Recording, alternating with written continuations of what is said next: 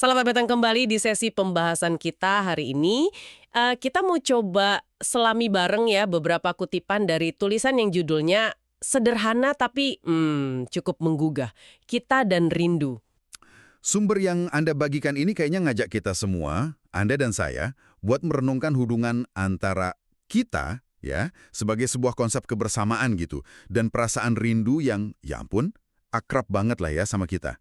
Fokusnya tuh lebih ke gimana waktu, terus jarak, harapan, dan juga kesempatan itu saling terkait dalam pengalaman rindu ini. Jadi, misi kita sekarang ini, kita coba bongkar makna di balik refleksi puitis ini tentang hubungan, perpisahan, dan ya, hakikat kerinduan itu sendiri.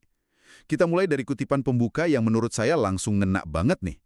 Kita adalah sebuah perjalanan. Entah itu berapa lama kita akan singgah untuk bersama. Gimana? Kerasa nggak nuansanya langsung di-set di awal? Oh, kerasa banget. Kalimat itu langsung, gimana ya, menempatkan kita pada ide soal ketidakpastian, soal pergerakan gitu. Teks ini memang seperti Anda bilang, bahasanya lugas ya, ngalir aja kayak curahan hati. Tapi di baliknya itu, wah, menyentuh tema universal yang kayaknya semua orang pernah ngalamin lah ya. Soal koneksi antar manusia, terus ya itu, soal kehilangan atau jarak yang seringkali jadi bagian dari hubungan. Ada semacam, apa ya, kejujuran yang rapuh tapi kuat gitu loh di pilihan katanya. Jadi kita gampang nyambung sama perasaannya. Ya, kejujuran yang rapuh tapi kuat. Saya suka tuh istilahnya. Oke. Kita coba masuk lebih dalam ya ke gagasan pertama ini. Kita sebagai perjalanan yang langsung dijejerin sama elemen jarak. Setelah bilang kita adalah sebuah perjalanan, penulisnya kan nambahin soal durasi yang nggak pasti. Entah itu berapa lama kita akan singgah untuk bersama. Kayak negasin aja kalau kebersamaan ini ada batasnya mungkin ya. Terus diperkuat lagi sama gambaran pisahnya, ada dua arah yang kita lalui, kau di sana, aku di sini. Wah, ini kayak langsung bangun fondasi emosionalnya ya. Gimana Anda lihat metafora perjalanan sama jarak ini di awal teks? Metafora perjalanan ini memang kuat banget sih. Perjalanan itu kan berarti ada dinamika, ya, ada proses, mungkin juga ada perubahan atau pertumbuhan. Tapi yang ditekankan di sini, kayak yang Anda sorot tadi, itu aspek singgahnya. Kata singgah itu ngasih kesan, transitif, sesuatu yang mungkin nggak abadi. Ini kedengarannya mungkin agak melankolis ya, tapi ya realistis juga kan dalam banyak hubungan. Terus elemen jarak itu langsung muncul, bukan sebagai sesuatu yang terjadi nanti, tapi kayak kondisi bawaan dari kita, versi penulis ini. Kau di sana, aku di sini. Ini penting loh, jarak di sini kan nggak melulu soal kilometer ya. Bisa jadi jarak keadaan, waktu, atau bahkan jarak emosional yang kadang muncul meskipun fisiknya dekat.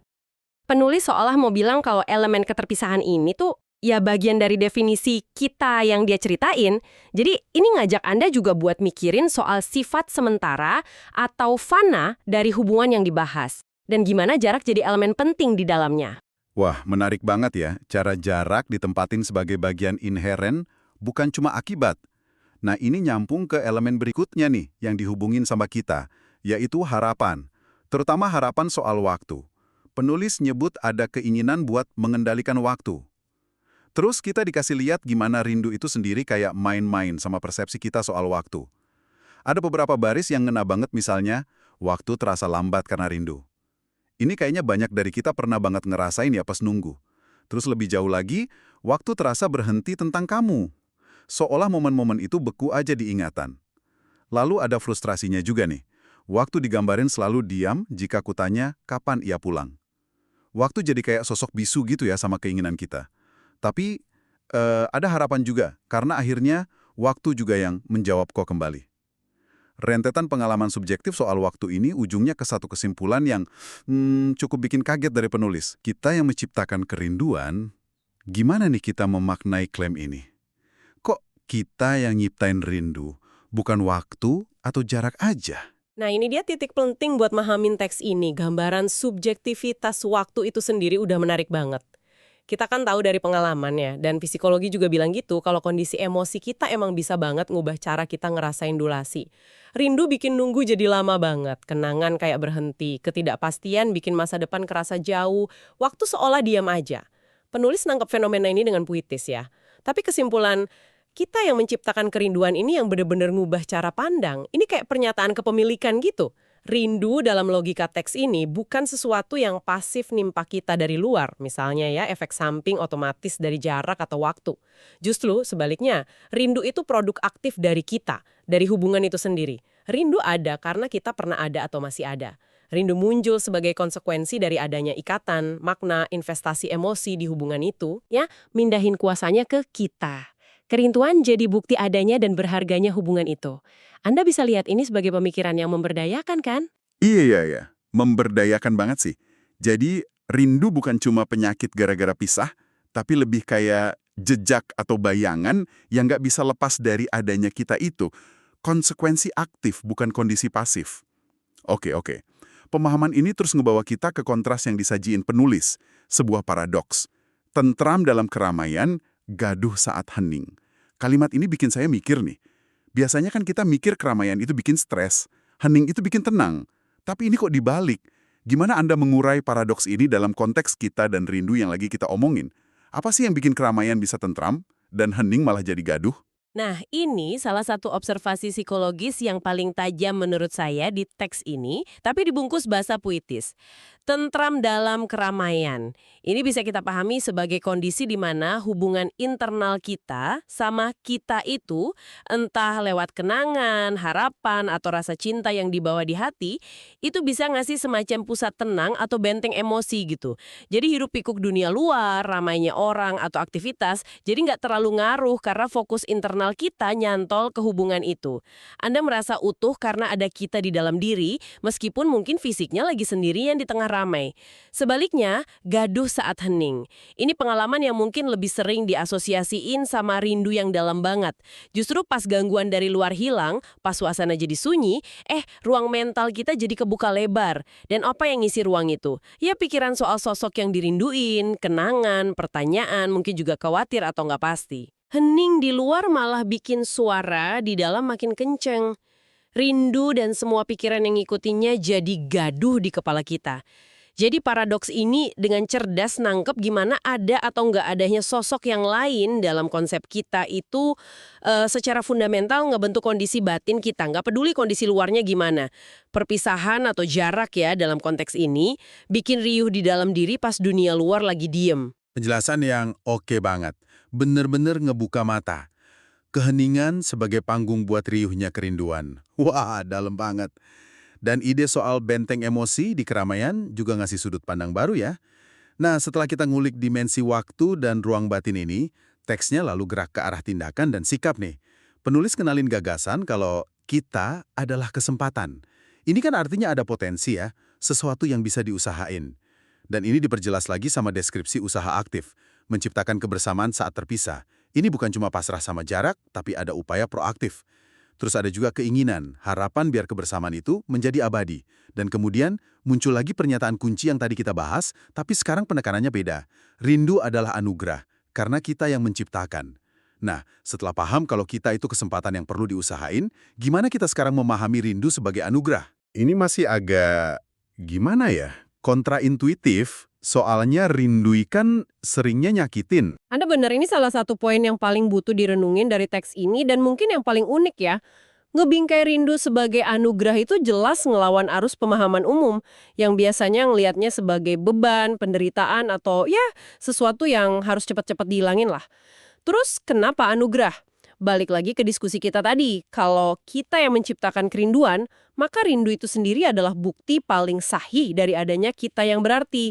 Rindu itu manifestasi dari nilai dan dalamnya hubungan itu. Kalau nggak ada ikatan kuat, nggak ada cinta, nggak ada peduli, singkatnya kalau nggak ada kita yang berharga, ya nggak bakal ada rindu pas pisah. Jadi, dalam cara pikir ini, rindu meskipun sakit jadi anugerah, karena dia itu validasi dari hubungan itu.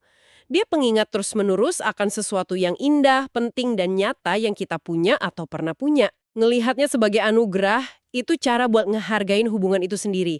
Bahkan lewat rasa sakit karena jarak. Ini semacam reframing yang kuat.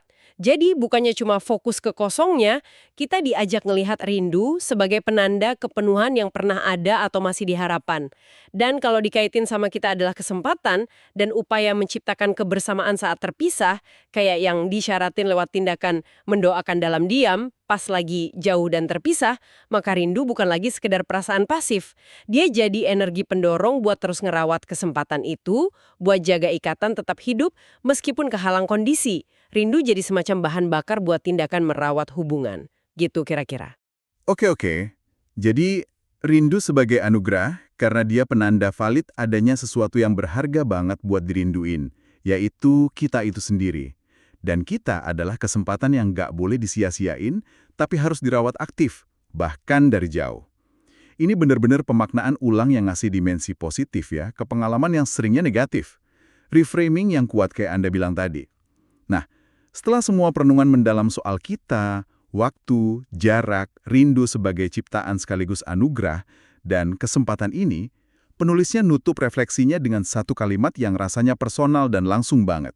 Dan kau yang kumaksud dari semuanya. Apa ya makna dari penutup yang spesifik banget ini setelah semua obrolan yang rasanya universal tadi? Penutup ini fungsinya penting banget menurut saya. Setelah kita diajak jalan-jalan lewat konsep-konsep yang bisa kerasa abstrak dan berlaku umum, kita sebagai entitas dinamis, rindu yang mainin waktu, paradoks internal, rindu sebagai anugerah, kalimat terakhir ini tiba-tiba narik semua benang merah itu ke satu titik fokus yang personal banget dan konkret. Kau. Ini momen groundingnya. Penulis kayak mau bilang, semua pemikiran filosofis ini, semua analisis soal hubungan dan rindu ini, ujung-ujungnya ya ke satu sosok spesifik dalam hidup saya. Ini ingatin kita semua, termasuk Anda yang dengerin, bahwa di balik teori-teori besar soal cinta, koneksi, dan kehilangan, sering banget ada seseorang. Seseorang yang jadi inspirasi, pusat, dan tujuan dari semua perasaan kompleks itu. Penutup ini ngasih jangkar emosional yang kuat buat seluruh refleksi sebelumnya, bikin tulisan ini bukan cuma sekumpulan ide puitis, tapi juga semacam kesaksian hati, ungkapan perasaan yang ditujuin ke kau yang nyata buat penulisnya. Ini nambah lapisan keintiman dan kejujuran ya ke keseluruhan teksnya. Wah, bener-bener penutup yang efektif ya, bahwa yang universal balik ke yang personal. Oke deh, setelah penjelajahan yang cukup dalam ini, mari kita coba tarik beberapa poin utama dari obrolan kita soal kutipan kita dan rindu ini. Kita udah lihat gimana kita nggak digambarin sebagai sesuatu yang diam aja, tapi sebagai perjalanan yang dinamis, penuh nggak pasti, tapi juga penuh kesempatan yang perlu diusahain. Kita juga udah kupas soal gimana rindu yang menariknya disebut ciptaan dari kita sendiri. Secara subjektif bisa ngubah cara kita ngerasain waktu, bikin lambat, berhenti, atau malah diam aja. Terus ada paradoks menarik soal tentram di keramaian, lawan gaduh pas hening, waktu pisah, yang nunjukin kondisi batin kita.